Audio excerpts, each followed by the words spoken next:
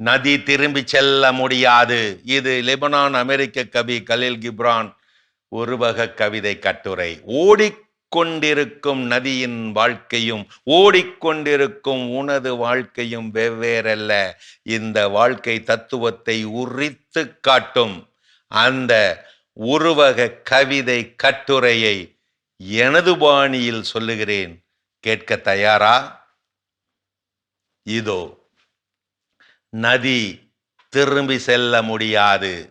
ஒவ்வொரு நதியும் கடலுக்குள் நுழையும் போது பயத்தால் தத்தளிப்பதாக சொல்லுவதுண்டு. நதி தான் கடந்து வந்த முழு பயணத்தையும் நினைத்து பார்க்கிறது. மலைகளும் குன்றுகளும் காடுகளும் நகரங்களும் என வளைந்து நெளிந்து கடந்து வந்த நீண்ட நெடிய பாதையை நினைவில் கொண்டு வருகிறது நதி. ஆம், இதோ இப்போது பயத்தில் தத்தளிக்கிறது. ராஜ நடை ஓட்டு நடந்து வந்த பல்லாயிரக்கணக்கான மைல்கள் கொண்ட தனது வாழ்க்கையின் எதிரில் உள்ள மிக பெரிய கடலில் கலப்பது என்பது காலங்காலமாய் வாழ்ந்த தன்னுடைய முழு அடையாளத்தையும் தொலைப்பதற்கு சமம் என்று ஒவ்வொரு நதியும் கடலுக்குள் நுழையும் போது பயத்திலே தத்தளிக்கிறது. ஆனால் நதிக்கு வேறு வழி இல்லை. அது திரும்பி செல்ல முடியாது. இந்த நிலையை நதி ஏற்றுக்கொண்டுதான் ஆக வேண்டும். அதுதான் இயற்கை, அதுதான் இயற்கை சொல்லிவிட்டு தொடர்கிறார் கலீல் கிப்ரான். இந்த இடத்தில் நதி ஒரு விஷயத்தை மறந்து விடுகிறது.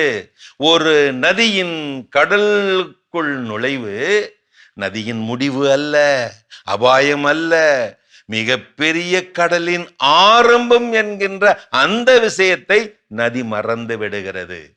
ஆம், வெறுமனே விறு விறுவென்று ஓடிய நதி இதோ இப்போது சமுத்திரத்தோடு சமுத்திரமாக, கடலோடு கடலாக.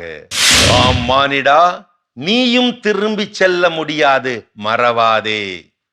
இன்பங்கள் துன்பங்கள், சொந்தங்கள் பந்தங்கள், லாபங்கள் நஷ்டங்கள், நண்பர்கள் எதிரிகள், சாதனைகள் சோதனைகள், வரவுகள் இழப்புகள் போன்ற எந்த ஒரு நிலையையும் நதி போல் ஓடிக்கொண்டிருக்கும் உன் வாழ்க்கையில் திரும்பி செல்லவே முடியாது. நதியின் கடல் நுழைவு மரணம் அல்ல, கடல் வாழ்வின் ஆரம்பம். உனது மரண நுழைவும் அப்படித்தான். அது முடிவு அல்ல, விண்ணக நிரந்தர வாழ்வின் ஆரம்பம். அது அழிவு அல்ல, ஆண்டவரில் சங்கமம். ஆம், ஆறு ஓடிக்கொண்டே இருக்கிறது, சிந்தி சிதறி. வாழ்க்கையும் தான் ஓடிக்கொண்டே இருக்கிறது, சிந்தி சிதறி. தடைகளை மோதி கடக்கிறது ஆறு, சிக்கல்களை மோதி கடக்கிறது மனிதம். திசைகளை தேடிக்கொண்டே இருக்கிறது ஆறு, வாழ்க்கை திசையை தேடிக்கொண்டே இருக்கிறது மனிதம்.